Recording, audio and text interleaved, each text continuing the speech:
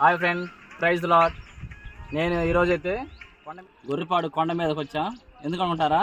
ఇగో ఇక్కడ కలేకాయలు దొరుకుతాయి. కొండ మీద కలేకాయలు దొరుకుతాయి. అందుకే మేము కొండ మీదకి వచ్చాం. ఇగో కలేకాయలు ఇప్పుడు నేను కోసే చెట్టు ఇది కలేకాయల చెట్టు చూస్తున్నారుగా. ఇవి నా చేతిలో ఉన్నాయి. ఇంకా చాలా ఉన్నాయి చెట్టుకి. బ్లాక్ కలర్ ఒకసారి మీరు చూస్తున్నారుగా, వీటిని కలేకాయలు అంటారు.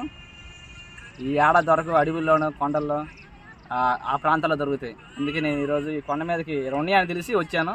కావాలంటే మీరు ఒకసారి చూడండి, ఎవరైనా కలేకాయలు చూడకపోతే.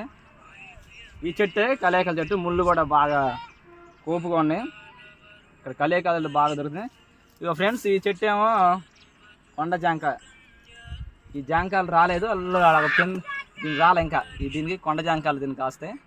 అవి కాపు అయితే లేదు. ప్రస్తుతానికి అయితే కలేకాయలు ఉన్నాయి. ఇక కలేకాయలు కోసుకుందాం, ఎలా ఉందో చూద్దాం.